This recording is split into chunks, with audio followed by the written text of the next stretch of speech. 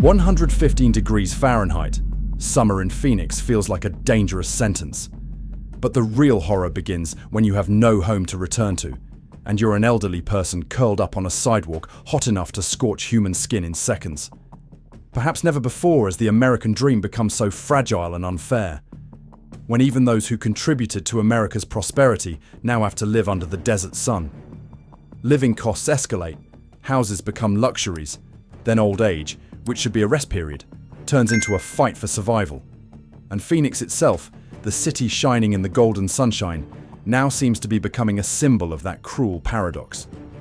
In today's video, we'll dive into the haunting story of seniors in Phoenix, to see clearly how a city once expected to be a safe harbor has now turned into a nightmare in the heart of America. 4 in the morning. While most cities still enjoy the rare coolness of dawn, Phoenix is already simmering like a scorching pan.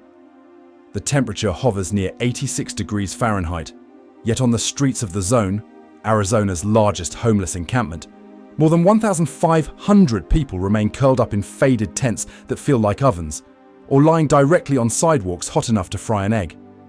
However, what is most haunting is the silver roofs mixed in the long rows of tents. They're not strangers.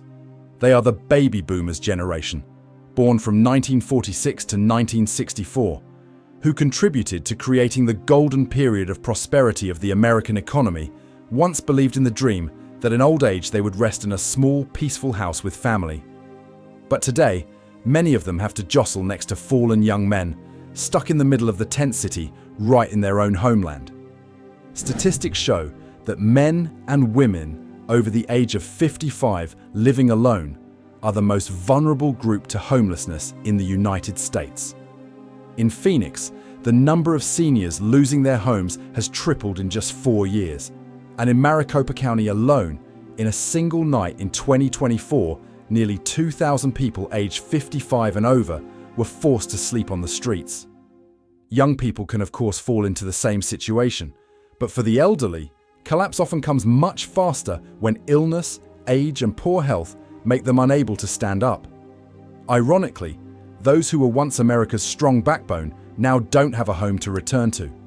And the tragedy does not stop there. The help given to them is also becoming more and more distant. Support programs, which were already limited, have shrunk after the pandemic. Housing subsidies or vouchers are nothing before the storm of escalating rents.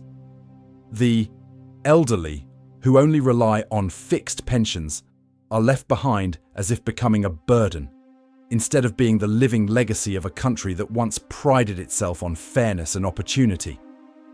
Why do we let the previous generation suffer this suffering? They used to work hard to build what the next generation was inheriting. If society stops at throwing money as a form of appeasement without actually taking action, soon the number of homeless seniors will outstrip every other group. And when this generation is not yet well taken care of, what awaits the young people who are walking behind them? Will we accept a future where those numbers triple and insensitivity grows as well? The elderly in Phoenix can be likened to the centenarian saguaro cacti, symbol of the desert, once standing tall amidst the harsh sun and dry wind. However, even that resilient tree sometimes withers in the face of harsh heat. And with its silver-headed roofs, the heat comes not only from the desert, but also from the burden of escalating living costs, mounting disease, and the absence of a safe fulcrum in the twilight. Walking along the streets of Phoenix, it is not difficult for you to see the scratched elderly figures that exist. Tired, lethargic eyes, hunching shoulders as if carrying a lifetime of events. Hidden behind that shell of homelessness are stories that have never been told. Peter Moyer, 62 years old, used to run a limousine company called Strictly Professional Transportation. He served big names like Diana Ross or Carlos Santana. The name Moyer in Spanish means winner or champion. But his life took a different turn when his wife came seriously ill. A $65,000 medical bill in just 4 months wiped out all the gains. Company closed. Marriage broke down. Despite living on a disability pension of $1,300 per month, He managed to take on the additional responsibility of raising the wife of a deceased close friend. And then the familiar shock came. Rent increased from $700 to $1,500 in just 3 months. Peter falls straight from the shelter onto the street. Initially, he held out with an old town car, of memorabilia left over from the company. When the car broke down, he had to say goodbye to his last residence. Now, Peter sleeps outdoors, behind abandoned buildings, living on food picked up from trash cans. That grim journey, from a once respected businessman to the scene of heaven and earth, reveals to us a naked truth.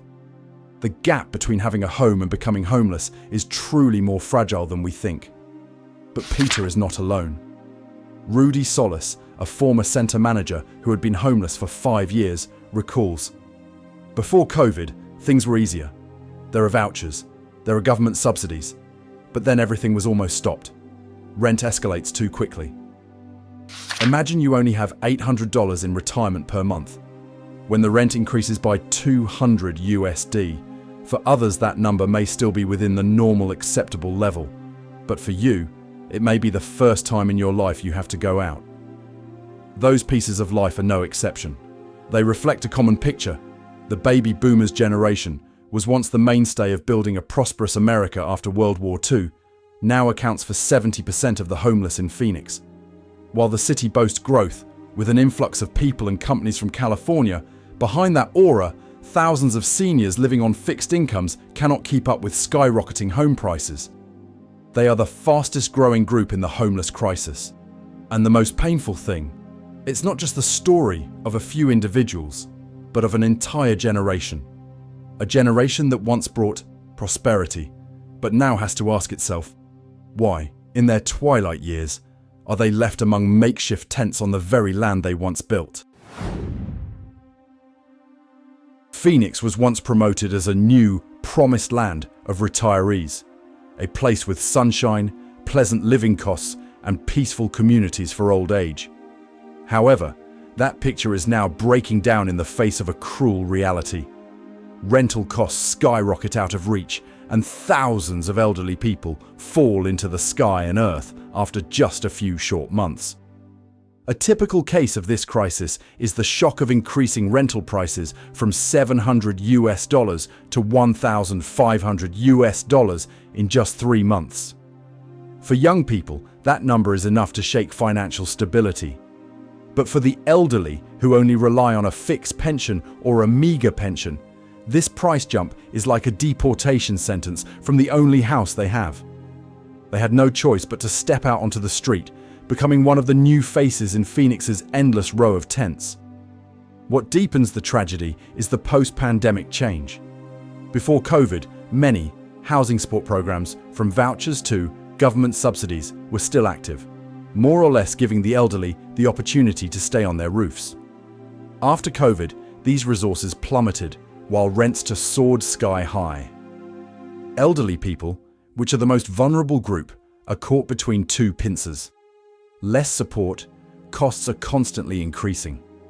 In fact, local reports show that rents in Phoenix have risen sharply in recent years, reflecting the overall trend of many major US cities.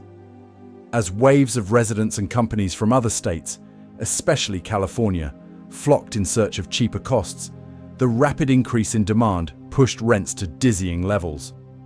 This not only makes it difficult for young people, but especially weighs heavily on the elderly generation living on a fixed income. What are the consequences?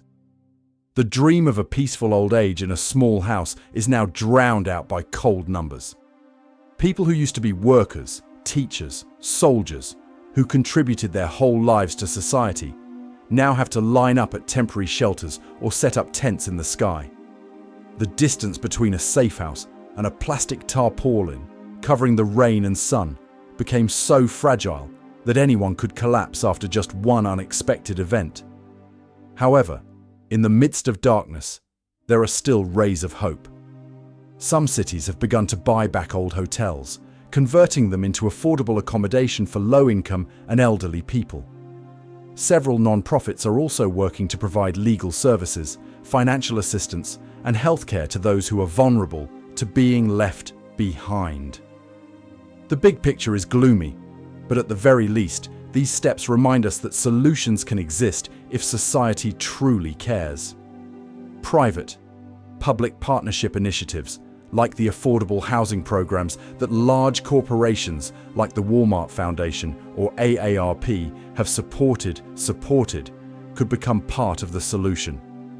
Only when the private sector accompanies the government and community will sustainable homes for the elderly no longer be a distant dream. If even those who have spent their lives working to build America cannot keep a home, what will await our descendants in the future? Old age, for many people, is envisioned as a comfortable life, living on a pension accumulated after many years of work, or a small but regular source of social security. But in Phoenix and many major American cities, that dream is breaking. As rent prices continuously escalate, the fixed income level of $800 to $1,300 per month becomes fragile to the point of being unbearable. And with just a few $100s difference in rent, many seniors are immediately caught up in the homeless spiral. In fact, for older people, especially over 55 years old and living alone, that risk is even higher, because they no longer have the health to work part-time, nor do they have relatives to share the burden of costs. An increase of $200 per month, a figure that seems small compared to the market, is the vital boundary between maintaining the roof and having to step out on the street. In many cases, after just one rent increase or one medical expense incurred, their whole lives have slipped without breaking. This problem is compounded by the fixed nature of the source of old age income. Pensions, or social security benefits, do not change quickly to compensate for escalating costs. Meanwhile, other essential costs, from medicine, food, to electricity and water, also increased, causing the amount of money spent on rent to become increasingly shrinking. For many people, choosing between buy medicine or pay house becomes a constant obsession. And when choosing one of them, the other easily pushes them to the brink of instability. More sadly, the current support measures are largely insufficient to turn the situation around. Housing vouchers still exist, but in limited numbers, while waiting lists last for months, even years.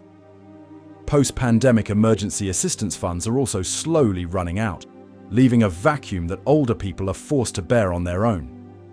This inadequacy makes the prospect of safety in old age distant as a lost promise. However, there are still glimmers of hope. Some non-profits have experimented with community housing programs specifically for the elderly, which are cheaper and have basic medical assistance. At the same time, some large businesses have also begun to pay more attention to funding affordable housing projects and community care services. This could be a possible way forward if there is strong coordination between the public and private sectors.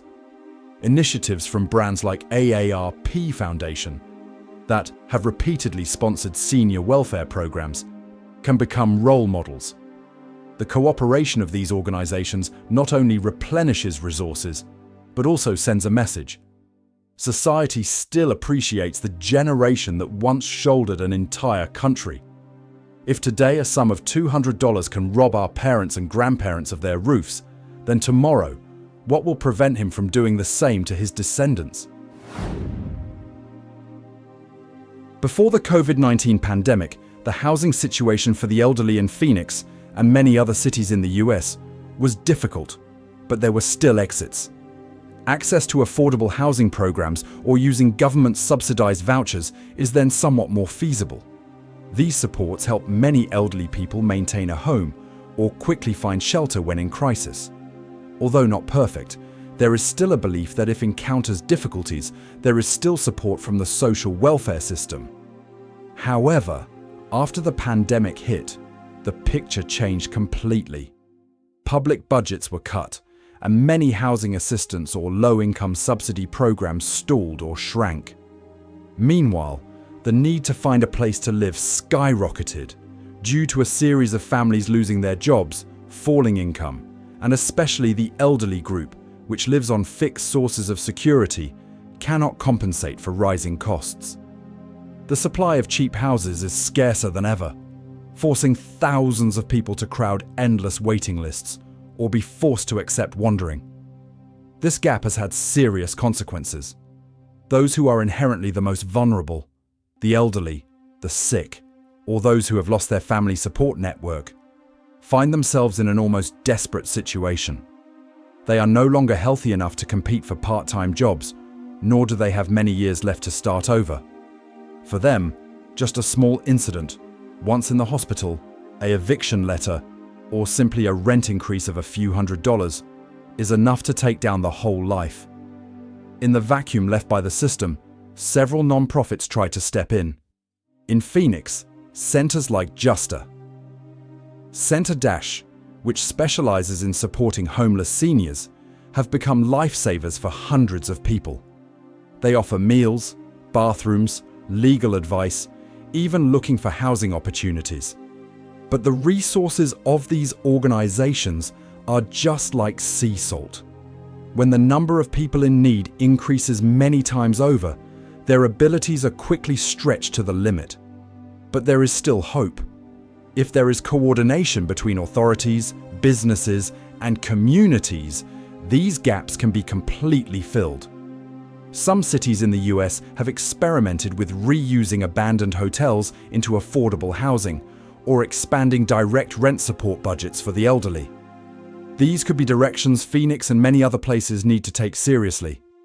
Collaborative models such as those of United Way Worldwide, initiatives that have implemented many community projects supporting welfare after the crisis, can become fundamental.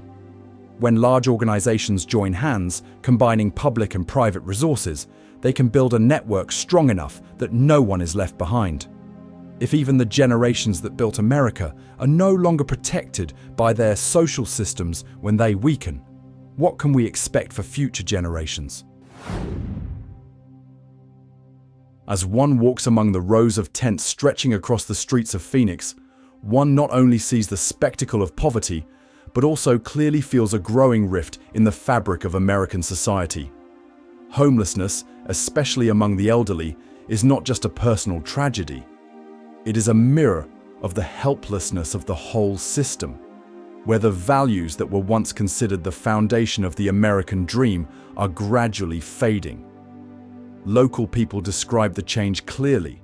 From sympathy, they gradually turn to fear, then helplessness. Businesses near the tent camp saw fewer customers, and the area became less safe in the eyes of the public. Young families lead their children through, bow their heads away from the gaze, or leave in a hurry as if to deny the existence of a harsh reality. That image gradually deepens, creating an invisible gap between those who have a place and those who are left.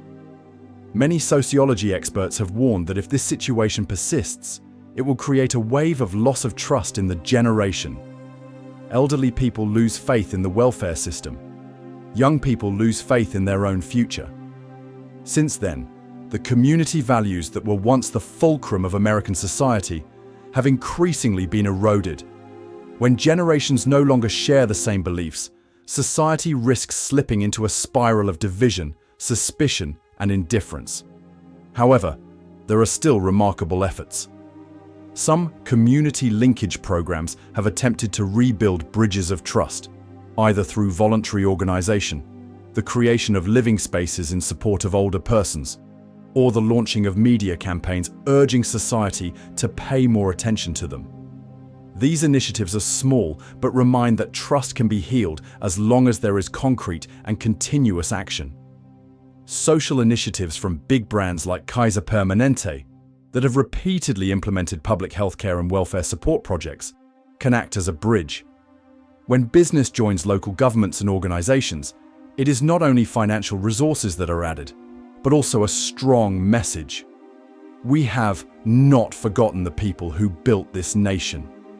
If a society leaves the elderly who have devoted their lives to sleeping on the streets, what will still maintain trust between generations? Behind the long rows of tents in Phoenix, in addition to the harsh sunshine and lack of material, there is also a silent battle that few people see: the legal battle. For many homeless seniors, the problem lies not only in finding a home, but also in retaining the benefits that are inherent to them: pensions, allowances, or access to health services. Complex procedures, overlapping administrative systems, and lack of legal support have turned the journey into a maze without exits. Many people have worked and paid taxes in full all their lives, but when they reach retirement age, they are caught in a spiral of paperwork, delays, and errors. A poorly filled out declaration, a late submission, or an unresolved medical debt can all become reasons for their refusal or delay of benefits. For young people, this is just administrative trouble. But for elderly people living on the streets, each month of delayed pension payments means they lose the ability to maintain their accommodation, lose the opportunity to buy medicines, or simply cannot have a decent meal. The stories of many old men and women in Phoenix show this picture clearly. Some people have to wait months to settle social insurance benefits, while living temporarily in tents and depending on charity meals. Some people fall into a spiral of litigation with landlords for being evicted when rents increase, but cannot hire a lawyer to protect their rights. They entered the court alone, struggling with a system that seemed to understand only the language of procedure, but could not hear people's cries for help. In Phoenix, several social organizations have tried to fill this gap by providing free legal counseling services, helping seniors file, complain, or fight with homeowners. But like shelter centers, their resources are limited, while the needs are overwhelming. Hundreds of people are waiting for support, while only a few lawyers volunteer to shoulder the burden. This gap points to the need for a fairer and more accessible legal system for the elderly. This is not only a humanitarian issue, but also a matter of justice. Because homeless elderly people do not seek giving. They are just reclaiming the benefits that originally belonged to them after a lifetime of contributions. And if a society cannot ensure that the previous generation enjoys justice in the law, how can the next generation believe in the protection of the system? Legal partnership programs similar to those once supported by the American Bar Association, ABA, AIDS, could become key. When law associations, local governments, and large corporations join hands to sponsor and deploy free legal services, the elderly will have the opportunity to regain their rights, thereby opening the way to a more stable life. If the law that was built to protect fairness becomes a barrier that causes the elderly to be pushed onto the streets, can we believe that justice still exists for everyone? As night falls on Phoenix, the neon lights of the modern city illuminate the fragile row of tents, two opposing worlds that exist right next to each other. On one side is glamorous prosperity. On the other side are silver-headed roofs trembling amid desert heat and social indifference. Will we, as a community, a nation, let the generation that once built America go into oblivion? Or will we find a way to keep them a home for the rest of our lives? If even the parents, grandparents who have shouldered an entire country are not guaranteed a home, then what can we expect for future generations? If you have ever witnessed a similar situation where you live, please share the story in the comments section. Don't forget to click like so many others can see this problem, and click subscribe to accompany us on our journeys of discovery, analysis, and reflection on the hidden corners of American society today. Because only when we speak up together will hope not be forgotten. The content in this video was built with the purpose of analyzing, discovering, and providing information based on public data sources, reports, and actual stories recorded. We do not provide legal, financial, or medical advice, nor do we hold any particular person, entity, or administration responsible. Some of the figures, stories, and examples mentioned are general or illustrative and may change over time and circumstances. Viewers are encouraged to consult further official sources, authorities, or competent experts if they wish to delve deeper or need specific solutions. All images, quotes, and content in the video are intended to evoke social reflection and discussion, not for sensational or inflammatory purposes. The views expressed in the video do not necessarily reflect the opinions of any of the organizations involved. Thank you for following with an open mind and accompanying in your quest for truth, sympathy, and hope.